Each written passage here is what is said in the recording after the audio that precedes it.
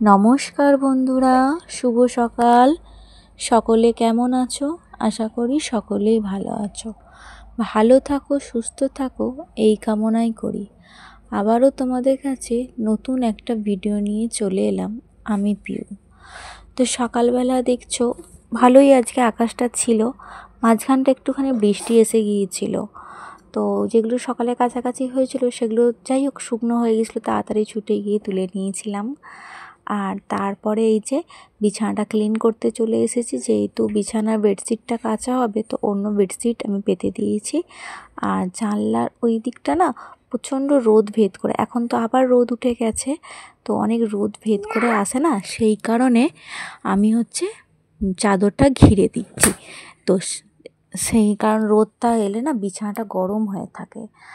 আর এই যে বিছানাটা গোছাতে বসে গিয়েছি। আজ যে শরীরটা ভালো না, কারণ আগের দিনই রান্না পুজোর জন্য না প্রচণ্ড খাটাখাটি হয়েছিল, সেই জন্য অসহ্য মাথার একটু যন্ত্রণাও হচ্ছে, শরীরটা উইক লাগছে, ঘুম পাচ্ছে, যেন মনে হচ্ছে একটুখানি টানা ঘুম দিলে যদি শরীরটা একটু ঠিক হয়। আর কি বলো তো, সব কাজটা তো নিজের হাতেই হয়, অতএব রেস্টটা একটু কমই পাই। যদি আমার কেউ হেল্পিং হ্যান্ড থাকতো তাহলে খুব ভালো হতো, একটু অন্তত নিজের জন্য একটু রেস্ট নিতে পারতাম। আর তো যাই হোক, এত সেসব ভাবলে হবে না।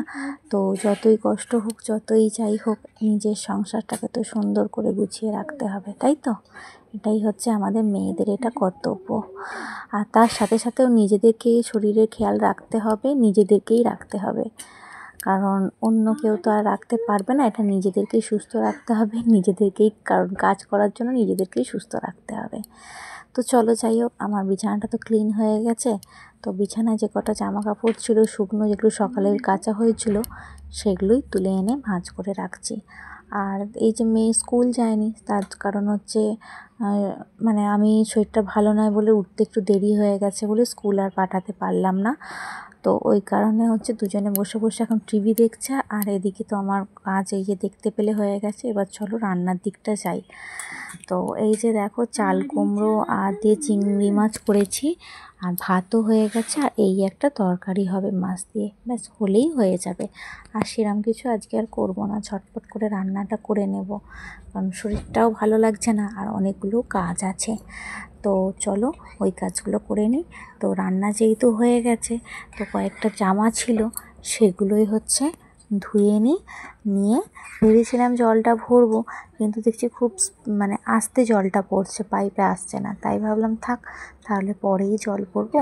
এখন বাসনগুলো মেজে নিই, মানে অলরেডি কাপড়টাও বেঁধে নিয়েছি যে জলটা ভরবো বলে। তারপর দেখলাম এত জল স্লো পড়ছে বলার মতো না। আমার মেয়ে বলছে, মা এত স্লো পড়ছে জলটা, তো কিভাবে তুমি ভরবে? আমি বললাম ঠিক আছে, আমি থাক পরেই ভরবো, কোনো এখন থাক।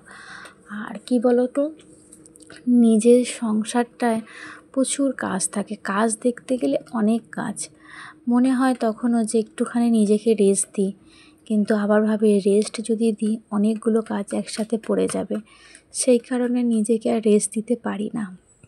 আমারও তো ইচ্ছা হয় একটুখানি রেস্ট নিই, কারণ আমিও তো আর 5টা মানুষের মতো, আমারও শরীর আছে, তাই না? তো কষ্ট তো অবশ্যই হয়, তবুও কষ্টকে চেপে রেখে কাজ করে যাই একভাবে।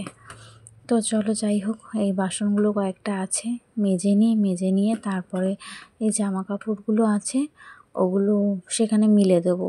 আর চাদরটাও আছে, সেটাও কাচতে হবে। আর তোমাদের আগের দিনের ভিডিওটা কার কার ভালো লেগেছে, আমি কিন্তু যেটা করি কিন্তু মন দিয়েই করি আর গুছিয়ে করি, ঠিক আছে? আমাকে তো শিখিয়ে দেওয়ার মতো কেউ নেই, আর সেই কারণে যদি কোনো ভুল ত্রুটি হয়ে থাকে তোমরা আমাকে ক্ষমা করে দিও। আর যদি আমার ব্যবহারে যদি কারোর কোনো খারাপ লেগে থাকে তাতেও আমাকে ক্ষমা করে দিও, কেমন? তো চলো ঝটপট করে ধুয়ে নিই বাসনগুলো। আর আজকে সকাল থেকে না এত হনুমান এসেছে বলার মতো না, কাজ করতে পারছি না, মানে বাইরেটা তো খোলামেলা, তো বাইরে সবজি কাটতে পারিনি, ঘরের ভিতরেই কাটতে হয়েছে। আর মানে এত হনুমান করছে, আর আমার মেয়ে তো মানে ফোনটা ধরে দিয়েছে, ক্যামেরা করে দিচ্ছে, ও তো 10বার ভয়েতে হয়ে যাচ্ছে, কারণ হনুমান এত লাফালাফি করছে। আমি ওকে বলছি, দেখ কিচ্ছু হবে না, যদি না আমরা কাউকে ক্ষতি করি, তারা শুধু শুধু কেন আমাদের ক্ষতি করবে, তাই না? তো তুই যদি স্ট্রিক্ট থাকিস দেখবি কিচ্ছু হবে না। তো যাই হোক, ও তো ছোটো, অতটা ওসব বোঝে না, ওরা ভয়টাই বেশি করে, তাই তো। আর ছোটো মেয়েকে স্নান করে দিয়েছে, ও ঘরে খেলা করছে। আর অল্প কিছু টিফিন করে নিয়েছিলাম, আর তারপরে এই যে চাদরটা তুলেছিলাম বিছানা থেকে ওটাই কেচে নিচ্ছি। কেচে নিয়ে, আর এখানে তো খুব আস্তে জল পড়ছে, এখানে ধোয়া যাবে না। যাই হোক, একটুখানি চাদরটা ধুবে নিই ভালো করে, নিয়ে ওখানে পাইপটা খুলে ওখানে ধোবো, ধুয়ে মিলে দেবো। আর একটু এখন একটু সামান্য একটু জলটা কমেছে, জানো তো, এখন আগের অতটা জল নেই, একটু জলটা কমে গেছে। তো কমে গেছে বলে একদিকে স্বস্তি, কারণ জল থাকলে জানোই তো, তোমরা যারা আমার ভিডিও দেখেছো, জলে ডুবে থাকে, তো সেই কারণে হচ্ছে। তো ওইদিকে চলো, এই আপাতত এখন আবার রোদ বেরিয়ে গেছে, খানিকটা বৃষ্টি হচ্ছিল, তো ওই চাদরগুলো ঝটপট করে মিলে দিই।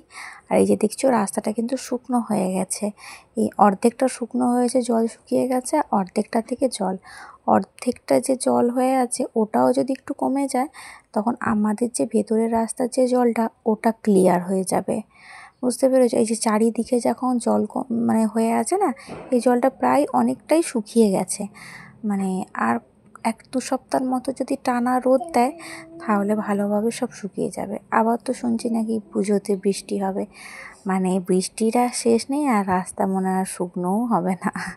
তো যাই হোক, চলো, আমি এখানে জামা কাপড়গুলো মিলতে চলে এসেছি। আর আজকের ভিডিওটা তোমাদের কেমন লাগলো অবশ্যই কিন্তু কমেন্ট করে জানিও।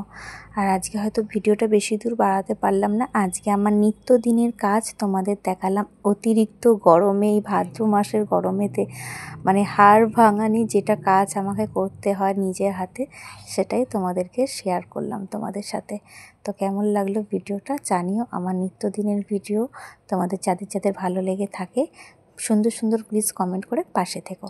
আর আমার এই ছোট্ট ভিডিওটা যদি কারোর ভালো লেগে থাকে, একটা লাইক আর একটা কমেন্ট দিয়ে অবশ্যই বন্ধু হয়ে পাশে থেকো, কেমন। আর সকলে ভালো থেকো, সুস্থ থেকো, অতিরিক্ত গরম জল খাও, খাবার খাও, সুস্থ থাকো, ভালো থাকো, বাড়ির সকলকে ভালো রাখো, এটাই বলবো, কেমন।